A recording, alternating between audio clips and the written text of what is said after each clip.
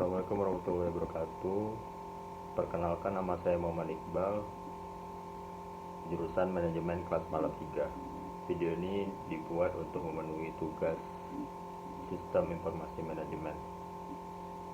Baiklah, saya akan menjelaskan tentang bagaimana etika dalam penggunaan Sistem Informasi Manajemen. Masalah etika juga mendapat perhatian tentang bagaimana etika dalam penggunaan Sistem Informasi Manajemen. Masalah etika juga mendapat perhatian dalam pengembangan dan pemakaian sistem informasi, di mana Richard Mason tahun 1986 mengidentifikasi masalah yang mencakup privasi, akurasi, properti, dan akses, yang dikenal dengan akronim PAPA. Definisi sistem informasi manajemen umum yang dikenal orang adalah sebuah sistem manusia atau mesin yang terpadu untuk menyajikan informasi guna mendukung fungsi operasi, manajemen, dan pengambilan keputusan dalam sebuah organisasi. Sistem ini menggunakan perangkat keras atau hardware dan perangkat lunak atau software komputer, prosedur, pedoman, model manajemen dan keputusan, dan sebuah database atau sebuah penyimpanan. Etika sistem informasi memiliki pengertian suatu sistem yang berbasis komputer yang memberikan informasi bagi pengguna dalam suatu organisasi atau perusahaan. Sedangkan sistem informasi manajemen adalah suatu sistem yang menyediakan informasi yang digunakan untuk mendukung suatu operasi manajemen serta pengambilan keputusan suatu organisasi. Pengembangan sistem informasi manajemen memerlukan sejumlah orang yang berketerampilan tinggi dan berpengalaman lama, dan memerlukan partisipasi dari manajer organisasi. Jadi kayak contoh seorang programmer ya yang mempunyai sertifikasi dan pendidikan yang sesuai dengan kemampuan dia gitu. Sistem informasi dan manajemen yang baik mampu menyeimbangkan biaya dan manfaat yang akan diperoleh, artinya mampu menyeimbangkan biaya dan manfaat yang akan diperoleh dan menghemat biaya, meningkatkan pendapatan serta terukur yang muncul dari informasi yang sangat bermanfaat.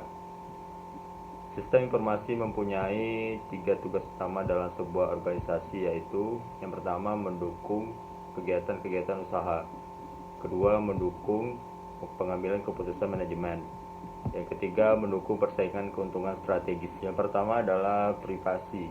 Privasi adalah menyangkut hak individu untuk mempertahankan informasi pribadi dari pengaksesan oleh orang lain yang tidak diberi izin untuk melakukannya.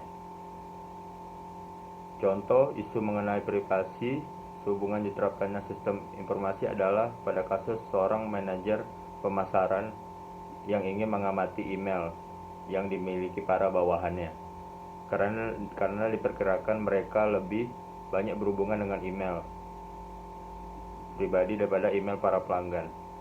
Sekalipun sang manajer dengan kekuasaannya dapat melakukan hal seperti itu, tetapi ia telah melanggar privasi bawahannya.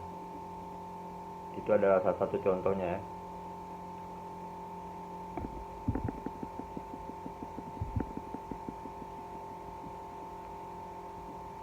Yang kedua adalah akurasi. Akurasi terhadap informasi merupakan faktor yang harus dipenuhi oleh sistem informasi. Ketidakakurasian informasi dapat menimbulkan hal yang mengganggu, merugikan orang lain. Salah satu contohnya adalah kasus hoax atau berita palsu. Yang ketiga adalah properti. Perlindungan hak properti yang sedang digalakkan saat ini yaitu yang dikenal dengan sebutan haki atau hak atas kekayaan intelektual. Hak cipta adalah hak yang dijamin oleh kekuatan hukum yang melarang penduplikasian atau plagiarisme kekayaan intelektual tanpa izin pemegangnya.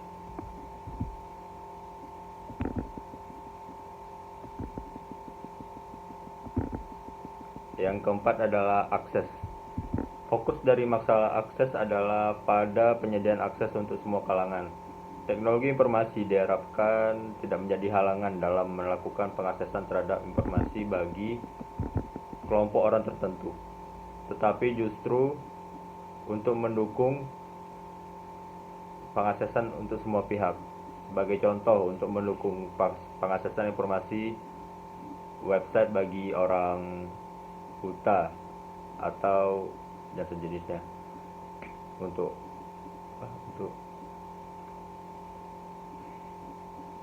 the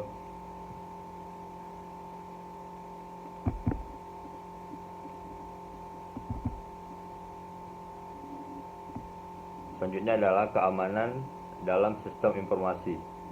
Jika kita berbicara tentang sistem informasi, selalu ada kata kunci yang dirujuk adalah pencegahan dari kemungkinan adanya virus, hacker, cracker, atau sejenisnya. Padahal berbicara masalah keamanan sistem informasi ini, kemungkinan banyaknya risiko yang muncul atas sistem tersebut, sehingga pembicaraan tentang keamanan sistem tersebut, maka kita akan berbicara dua masalah utama, yaitu yang pertama adalah threats atau ancaman sistem, dan vulnerability atau kelemahan atas sistem. Masalah tersebut pada gilirannya berdampak kepada 6 hal yang utama dalam sistem informasi, yaitu yang pertama adalah efektivitas, yang kedua efisiensi, kerahasiaan, integritas, keberadaan, kepatuhan, dan keandalan. Untuk menjamin hal tersebut, maka keamanan sistem informasi baru dapat terkriteriakan dengan baik.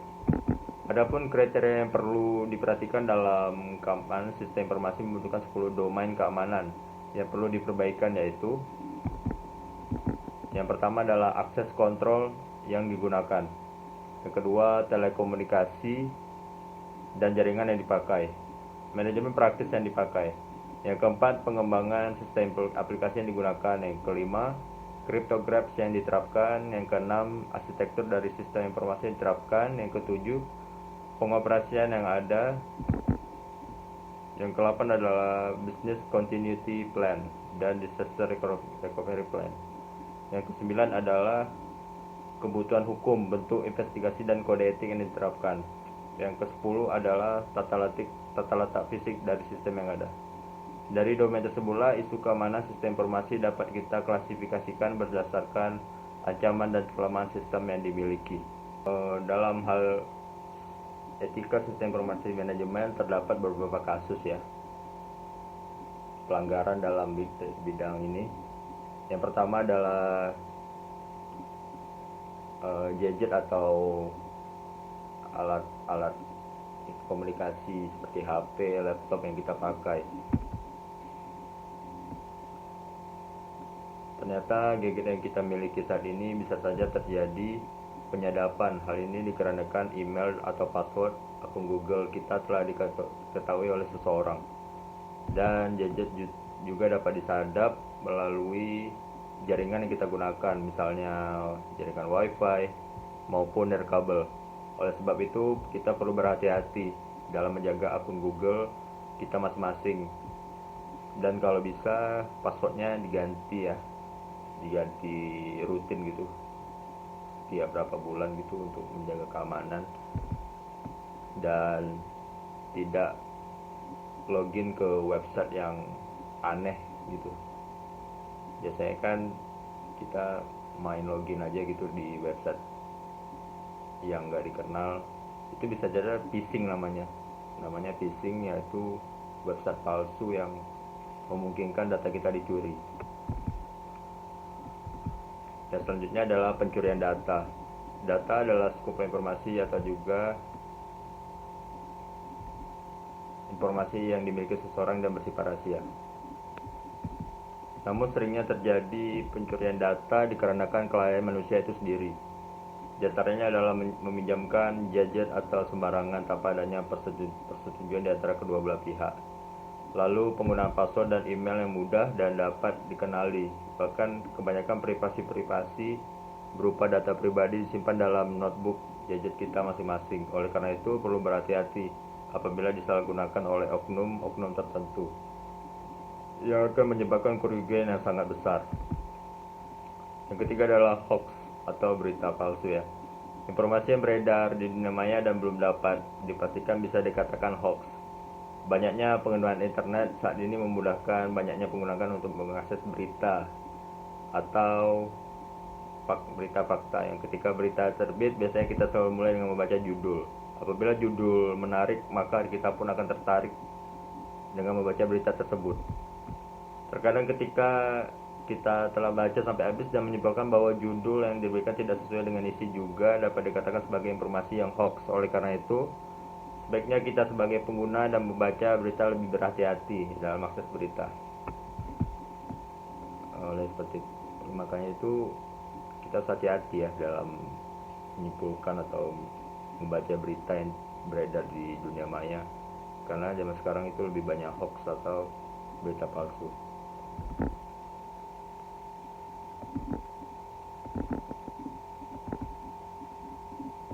Oleh karena itu, banyak orang yang memandang bahwa ketika informasi dimasukkan ke dalam dunia maya akan memperoleh banyak keuntungan. Khususnya hal ini diterapkan bagi mereka yang ingin berkarya di e-commerce, e-business, e-library, blog, dan website jelas. Setiap orang yang menciptakan hak karya memiliki hak kekayaan intelektual dan hak tersebut dimiliki oleh negara. Baiklah, sekian dari pemaparan saya. Terima kasih atas perhatiannya. Jika ada kesalahan saya mohon maaf. Wabillahi taufiq wal hidayah. Wassalamualaikum warahmatullahi wabarakatuh.